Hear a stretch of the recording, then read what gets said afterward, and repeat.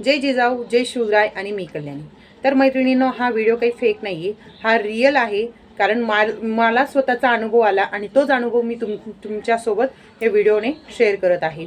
तर मैत्रिणींनो, माझा हा प्लॅटफॉर्म चांगला आहे, माझे सबस्क्रायबर चांगले आहेत आणि मग मला असं वाटलं की हा व्हिडिओ माझ्या इतर टाईमपर्यंत पोहोचावा, त्याच्यासाठी मी हा व्हिडिओ तुमच्याबरोबर शेअर करते। म्हणजे हा माझा एक अनुभव तुमच्याबरोबर शेअर करते। तर मैत्रिणींनो, लाडकी बहीण KYC केल्यानंतर माझेही पैसे बंद झाले होते आणि मी आशाही सोडली होती।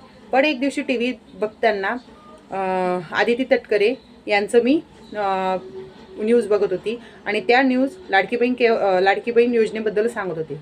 त्यात त्यांनी असं सांगितलं, ज्या ताई अटी शर्तीत बसतायत तरी त्यांचे पैसे बंद झाले तर त्यांनी काय करावं। तर त्यांच्यासाठी सरकारने एक टोल क्रमांक बनवलेला आहे, म्हणजे टोल फ्री क्रमांक आहे। तर तो टोल फ्री क्रमांक 181 आहे।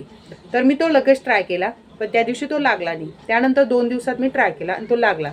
त्याच्यानंतर मी त्या फोनवर म्हणजे त्या टोल क्रमांकावर जी माझी माहिती होती ती सांगितली। त्याच्यानंतर आज 2 तारखेला माझे ठीक 12 वाजता 1500 रुपये जमा झाले।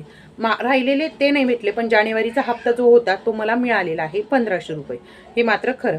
तुम्ही जर लाडकी बहीण KYC साठी पैसे पडत नाही, KYC करूनही पडत नाही, इकडे तिकडे ऑनलाईन सेंटरवर जात असाल तर ते बंद करा। असं काही नाही, फक्त आणि फक्त तुमची फसवणूक होत आहे।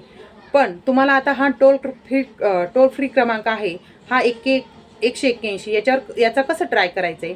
तर हा कुठल्याही नंबरवरनं तुम्हाला ट्राय नाही करायचं आहे। तुमच्या आधार कार्डला जो नंबर मोबाईल नंबर लिंक आहे त्याच क्रमांकावरनं तुम्हाला हा टोल फ्री क्रमांक वापरता येईल।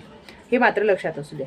181 हा टोल फ्री क्रमांक तुम्हाला आधार कार्डवर जे मोबाईल नंबर तुमचा लिंक आहे त्याच्यावरूनच फोन करायचा आहे, तरच त्याचा उपयोग होईल। पण तुम्ही अटी शर्तीत असणार तर याचा लाभ नक्कीच होईल। तर मैत्रिणींनो, ही छोटीशी माहिती मी तुमच्यापर्यंत पोहोचवली आणि ही तुम्हाला कशी वाटली ती मला कमेंट करून नक्की सांगा। आणि व्हिडिओ नवीन असाल व्हिडिओला लाईक करा आणि चॅनलला सबस्क्राईब करा। नमस्कार।